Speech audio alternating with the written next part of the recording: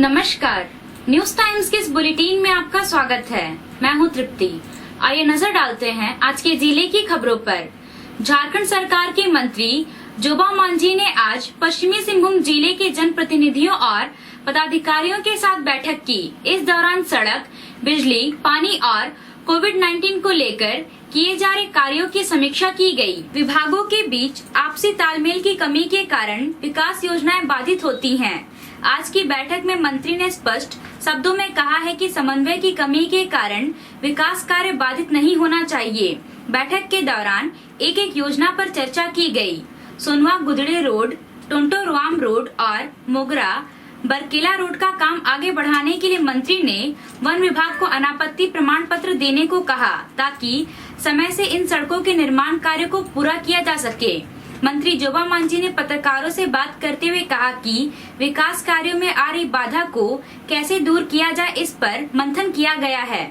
दूसरे राज्यों से वापस लौट रहे श्रमिकों को झारखंड में रोजगार दिए जाने के सवाल पर मंत्री ने कहा कि मुख्यमंत्री हेमंत सोरेन खुद सारी चीजों का डाटा तैयार कर रहे हैं। जो लोग भी वापस आ रहे हैं उन्हें किसी भी तरह रोजगार दिया जाएगा। जिला स्तर पर भी सभी पदाधिकारियों को निर्देश दिया गया है कि यहाँ जो भी काम हो उसमें बाहर से लाकर लोगों को नहीं लगाया जाए, बल्कि स्थानीय लोगों को काम दिया जाए। राज्य सरकार सभी लोगों को यही रोजगार देने का प्रयास कर रही है।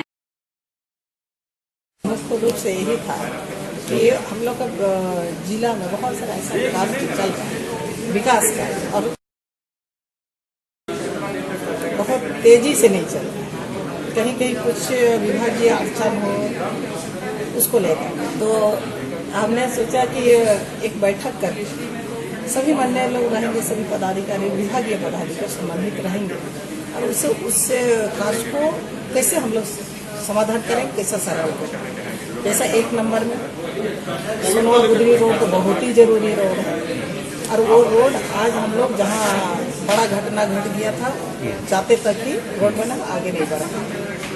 तो वन विभाग और हमारे जो कार्यपालक अभियंता PW लोग अपना बताया कि हमको ये करना है कि हम यहाँ से NOC हमको जब तक ना मिलेगा हम नहीं आगे बढ़ेंगे। तो NOC कौन देगा, NOC के लिए कौन आगे बढ़ेगा। तो विभाग को यही निर्देश दिया गया कि अब एक सप्ताह के अंदर में इसका रिपोर्ट दे आगे बढ़ाए। हमारे विभाग वन विभाग को, DO को आप जमा कीजिए और वो DO को आप लोग NOC देंगे।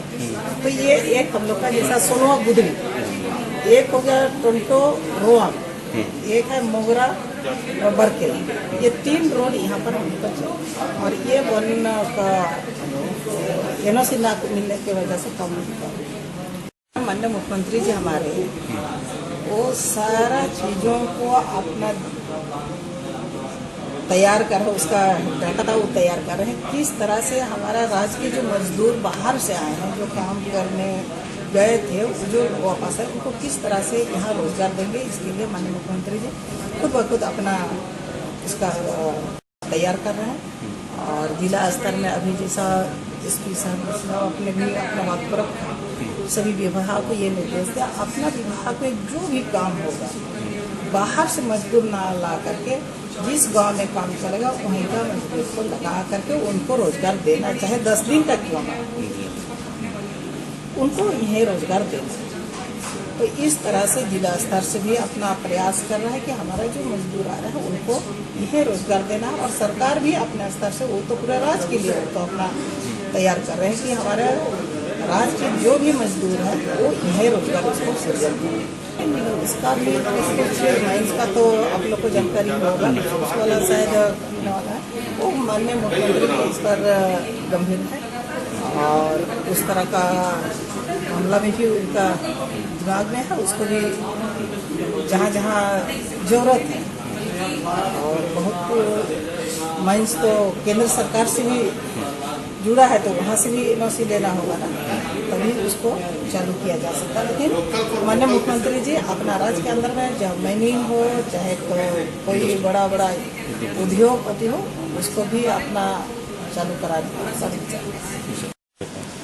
देखिए, माननीय मंत्री श्रीमती जोबा मांझी जी ने एक अच्छी पहल की है कि क्योंकि वो माननीय मंत्री भी हैं इस जिले से और जिले की समस्याओं से माननीय मुख्यमंत्री जी को अवगत कराने के उद्देश्य से आज PHD ये रोड का, PWD रोड का और बिजली का, ये 3 डिपार्ट का आज एक रिव्यू मीटिंग था। और साथ में कोविड-19 को लेकर के जिला में किस तरह के काम चल रहे हैं, इन 4 चीज़ों को लेकर के आज एक रिव्यू मीटिंग था। और इसी को लेकर के आज की बैठक थी, जिसमें कई सारी समस्याएं ये आई हैं। जैसे बिजली वाले में कि भाई हम 25 kV का ट्रांसफार्मर हम नहीं दे सकते हैं, या फिर एजेंसी काम नहीं कर रही है, इस तरह की बातें आई। रोड में भी फॉरेस्ट को लेकर के कुछ तकनीकी दिक्कतों को लेकर के कई सारी चीज़ें आज आई हैं। तो मुझे उम्मीद है कि माननीय मंत्री जी ने जो पहल की है, निश्चित रूप से उसका लाभ हमारे जिला को मिलेगा। और यहाँ जो अधूरी योजनाएं हैं, विशेषकर सड़क का, बिजली का, पानी का, इसका समाधान होगा और यहाँ के लोगों को लाभ मिलेगा। अनलॉक 1 में राज्य सरकार द्वारा कपड़ा एवं जूता व्यापारियों को दुकान का संचालन करने की अनुमति नहीं देने से दुकानदारों को कठिनाइयों का सामना करना पड़ रहा है। अपनी समस्या को लेकर पश्चिमी सिंहभूम वस्त्र एवं जूता व्यवसायी संघ ने आज एक बार फिर सिंहभूम की सांसद गीता कोड़ा और चाईबासा के विधायक दीपक बिरुआ से मुलाकात की। दुकानदारों ने अपनी समस्याओं को उनके सामने रखा। इस मामले में उन्होंने दोनों जनप्रतिनिधियों से हस्तक्षेप करने का आग्रह किया। इसके साथ ही मुख्यमंत्री के नाम ज्ञापन सौंपा। सांसद और विधायक ने व्यापारियों के हित के लिए हर संभव कोशिश करने का आश्वासन दिया। बिजली आपूर्ति के लिए शहरी क्षेत्र के अंडरग्राउंड केबलिंग का कार्य लंबे समय से हो रहा है। ड्रिलिंग के दौरान अक्सर जलापूर्ति के लिए बिछाई गई पाइपलाइन फट जाती है और आपूर्ति का काम बाधित हो जाता है। शहर के गांधी टोला में ड्रिलिंग के दौरान सोमवार को जलापूर्ति का पाइपलाइन फट जाने के कारण करीब आधे शहर में पेयजल आपूर्ति ठप हो गई। जानकारी मिलने के बाद प्रशासनिक पदाधिकारी मौके पर पहुंच गए और जांच पड़ताल शुरू कर दिया। किन कारणों से जलापूर्ति का पाइपलाइन फटा, इसके बारे में चर्चा की गई। पता चला कि बिजली केबल बिछाने के लिए की जा रही ड्रिलिंग का काम कम गहराई में किए जाने के कारण ऐसी स्थिति उत्पन्न हुई है। कुछ महीने पहले भी ऐसा ही हुआ था। उस दौरान ड्रिलिंग का काम कर रही दिल्ली की कंपनी KI को चेतावनी दी गई थी, लेकिन वही गलती फिर से दोहराई गई है। बिजली विभाग ने अंडरग्राउंड केबल बिछाने का काम इस कंपनी को दिया है। मौके पर पहुंचे अनुमंडल पदाधिकारी चाईबासा परितोष कुमार ठाकुर ने कहा कि पेयजल एवं स्वच्छता प्रमंडल और एजेंसी को मिलाकर काम करने को कहा गया है, ताकि आगे से ऐसी समस्या न हो। कोशिश की जा रही है कि जल्दी से जल्दी रिपेयरिंग का काम पूरा किया जाए और शहर में पेयजल की आपूर्ति सुचारू रूप से हो सके। SDO ने कहा कि देखने से यह लापरवाही का मामला लगता है। उन्होंने कहा कि बार बार ऐसा होगा तो कंपनी के खिलाफ FIR भी किया जा सकता है। एक्चुअली ये जो पाइपलाइन है, ये बहुत पहले, आज से लगभग 60-70 साल पहले जो पाइपलाइन दिया है, इसके बारे में PHD और ये जो केबलिंग हो रहा है, दोनों विभाग को यह सख्त निर्देश है कि दोनों मिल के इसको करेंगे और बिल्कुल इस चीज़ का ध्यान रखेंगे कि पुराना पाइपलाइन कहीं डिस्टर्ब ना हो, क्योंकि अगर डिस्टर्ब होता है तो पूरा सप्लाई जो है पूरे उस पोर्शन के पूरे शहर का बाधित हो जाता है। खासकर गर्मी के दिन में तो अभी ज़्यादा होगा।